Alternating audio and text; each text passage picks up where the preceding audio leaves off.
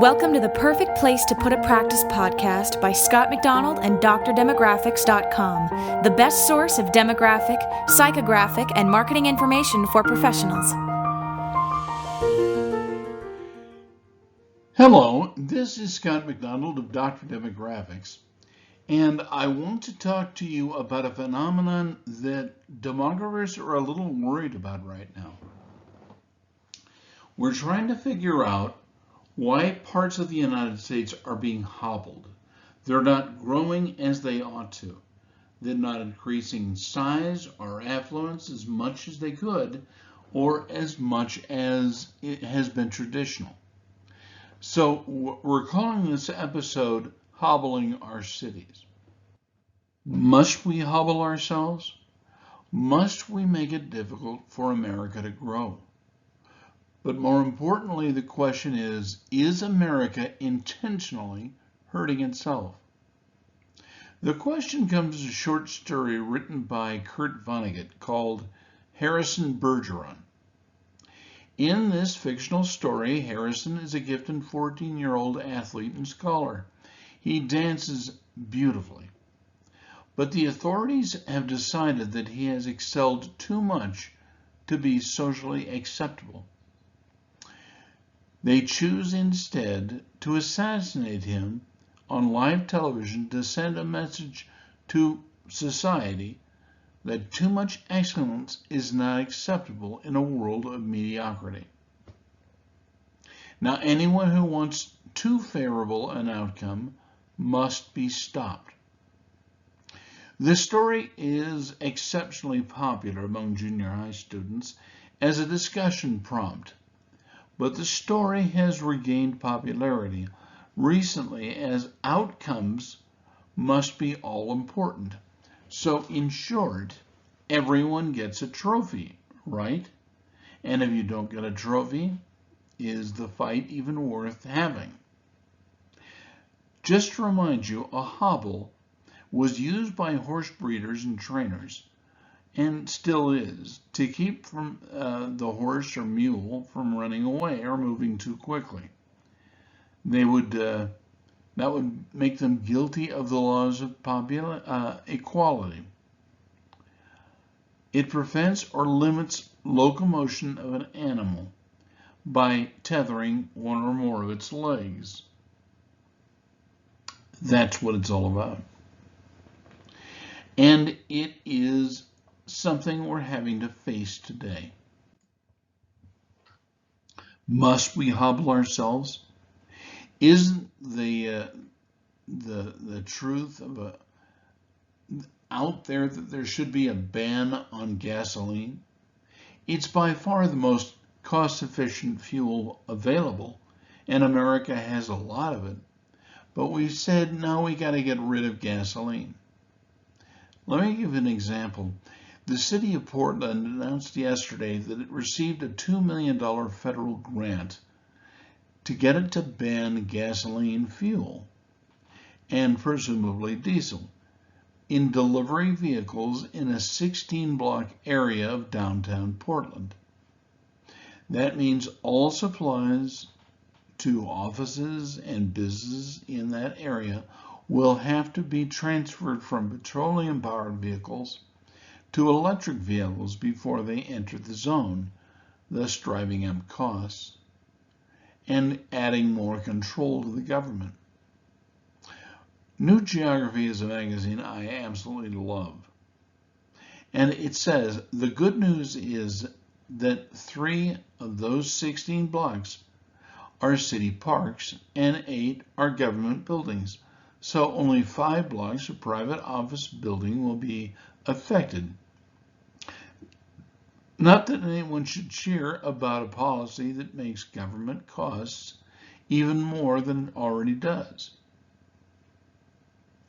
In addition to offices, I count at least 4 restaurants and coffee shops, plus a beauty salon that will be annoyed by the new rules. At least one other restaurant has already permanently closed, probably due to recent rioting, and this new rule may be all that is needed to push some of the others out of business as well. It is also worth noting that there are plenty of parking garages in the area, so none of the bureaucrats who are making these rules will have to have their lives disturbed by them. Isn't that great? Now, the hobble is an apt metaphor for our times. It stands for a restraint that is intending to artificially impede progress. It is obviously why we hobble a horse or a mule. We want to hobble a horse, but why would we want to hobble an economy? Demographers are shouting warnings right now about this Portland project. In the midst of inflation and economic downturn, is there anything more harmful or counterproductive or unfair? I feel certain that the mandarins in China are applauding our calcified leadership in Washington, D.C. for whatever reasons they want to do this. I just can't figure out what they expect to gain from this. Now, perhaps the old generation wants caution, control, and regulation, while they want to keep the hobbles on. In the story, those with perception or exceptional vision, I'm talking about the story of Harrison Bergeron, had to wear blinders. In Harrison Bergeron, dancers were required to weigh weights and halters in their clothing to keep from unrestricted movement. This is having a widespread effect. There are those restraints on us now. As an example, Asian American students can have points taken from them to match the scores that they're expected to have, to penalize them, or to favor other groups. Thus, college acceptance is being artificially held up and held to a low standard for some and high for others. Is this what we want in our society? Another example is found in native English speakers. Those who speak English as a first language may suffer a loss of points in English proficiency exams. When this happens, or it continues to happen, faith is lost in the costs of the testing regime. Then another system, less fair, will likely take its place. This is all done, why? In the name of fairness. In other words, outcomes. To keep someone else from having an unfair advantage. We must agree that this is wrong, or serious unexpected negatives will occur. School officials are pushing students who come from intact mother and father homes to suffer handicaps because equitable outcomes may not be given. Intact homes offer them too much advantage. And we can call it the homeschool correction, perhaps. But social scientists fear a backlash will occur. Not surprisingly, this may be geographically based. In short, a state or a city can be disadvantaged as a result by their reputation, perhaps being too good. This is awful for us.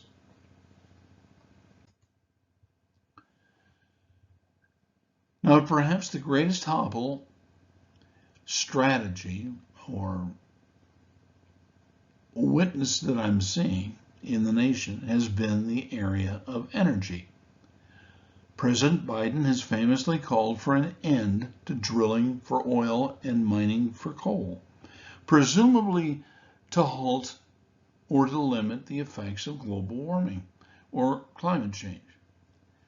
The United States has sufficient fossil fuels, but he has called for its end.